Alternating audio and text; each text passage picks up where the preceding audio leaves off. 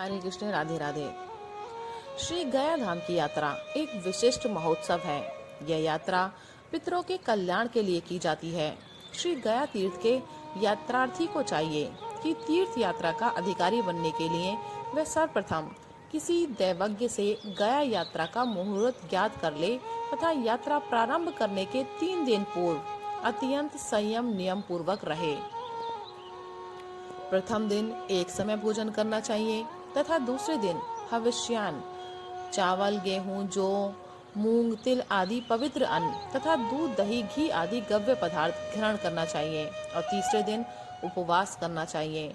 चौथे दिन प्रातः स्नान, संध्या आदि नित्य कर्म करके पूजा की सामग्री एकत्रित कर आसन पर पूर्वाभिमुख बैठकर आचमन प्राणायाम करके गया यात्रा की निर्विघ्न परिपूर्णता की सिद्धि के लिए स्वस्ति पुण्यावाचन पूर्वक गणेशांबिका तथा अपने इष्ट देवता का स्मरण पूजन करना चाहिए। पूजन के अनंतर घर में गया तीर्थ यात्रांग भूत पार्वण विधि से प्रचुर घृत मिश्रित हविष्यान से घृत श्राद्ध करना चाहिए। इससे यात्रा आरंभ हो जाती है। इसके बाद यदि कोई जनना शौच या मरना शौच आ जाता है तो अशौच प्रवर्त नहीं होता।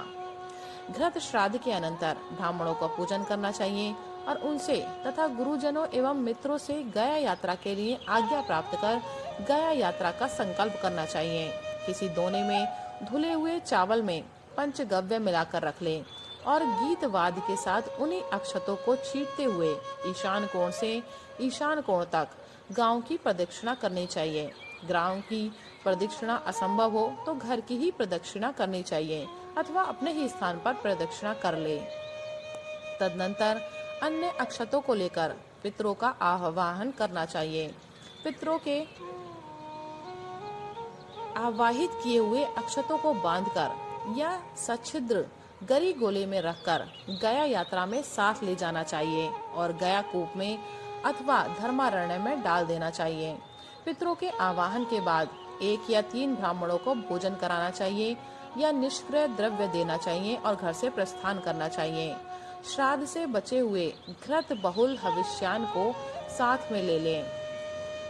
कुछ दूर जाकर किसी देवालय, धर्मशाला आदि में टिक जाएं। यहाँ साथ में लाए हुए श्राद्ध से बचे हुए घृत बहुल हविष्यान से पारणा करें। अगले दिन नित्य कर्म करके पुनः तीर्थ यात्रा का वेश धारण करना चाहिए। काषाय वस्त्र धारण कर ले अथवा वस्त्र का एक कोना गैरिक रंग से रंग लेना चाहिए। ये वस्त्र केवल यात्रा में ही धारण करने चाहिए, अन्य कार्यों में श्वेत वस्त्र धारण करें।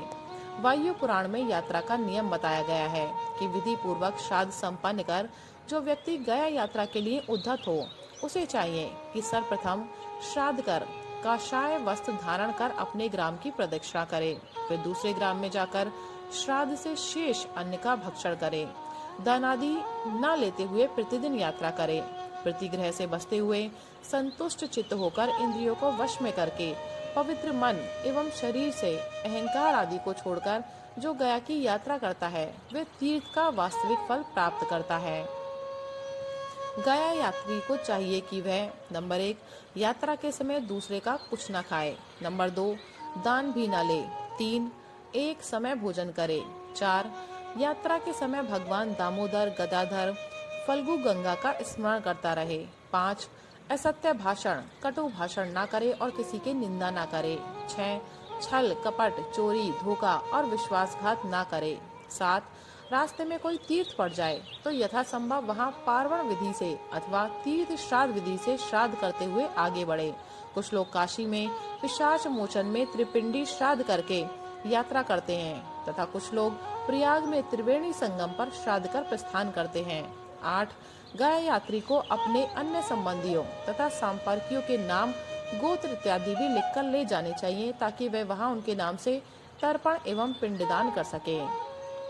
9 मार्ग में पुनः पुनः तीर्थ में पहुंचकर तीर्थ को प्रणाम करे तथा मंत्रों से पितरों का आवाहन करना चाहिए। पुनः पुनः में श्राद्ध कर गया पहुँचे। गया पहुंचकर सवारी से उतरकर कुछ दूर पैदल चलना चाहिए। तदनंतर गया धाम को ओम गयाय नमः, ओम गदाधराय नमः कहकर साष्टांग प्रणाम करना चाहिए। वायु पुराण ने बताया है कि तीर्थ में श्राद्ध करने वाले पुरुषों को काम, क्रोध तथा लोभ को छोड़कर सारी क्रियाएं करनी चाहिए।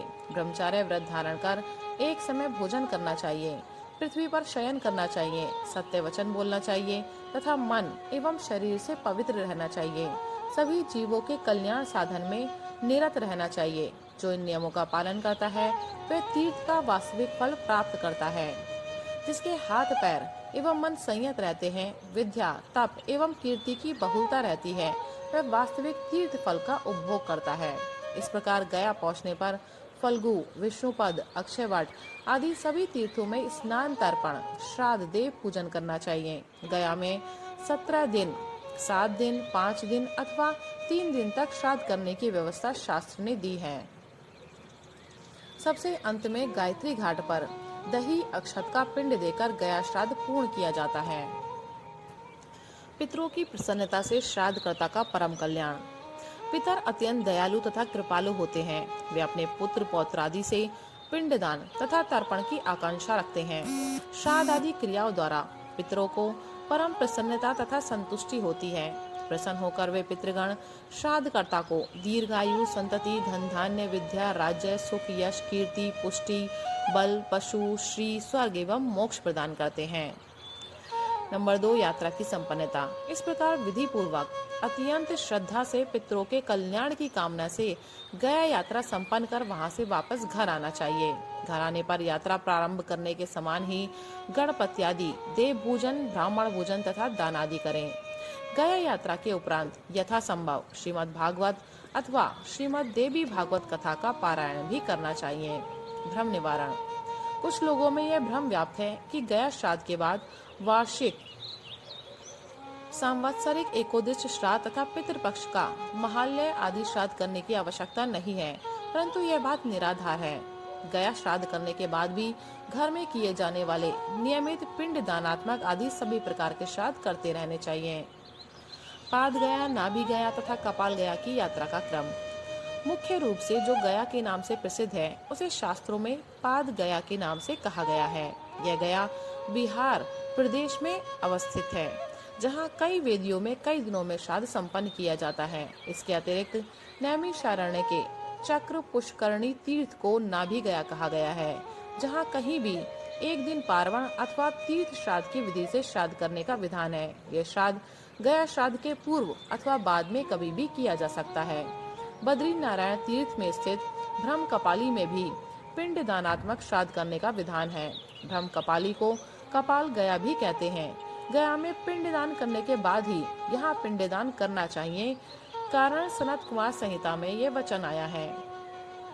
प्राचीन काल में जहाँ ब्रह्मा का शिरा कपाल गिरा था, वहीं बद्री क्षेत्र में जो पुरुष पिंडदान करने में समर्थ हुआ, यदि वह मोह के वशीभूत होकर गया में पिंडदान करता है तो वह अपने पितरों का अधःपतन करा देता है और उनसे शापित होता है, अर्थात पितर उसका अनिष्ट चिंतन करते हैं। हे नारद, मैंने आपसे ये कह दिया, इसलिए ब्रह्म कपाली में पिंडदान करने के बाद गया में पिंडदानात्मक श्राद्ध का निषेध है। पितृपक्ष के महालय आदि श्राद्ध पिंडदान की अपेक्षा ब्राह्मण भोजनात्मक एवं आमन दानात्मक ही करने चाहिए। पिंडदान रहित पार्वण तथा एकोदिश श्राद्ध भी किया जा सकता है। राधे राधे, हरे कृष्ण।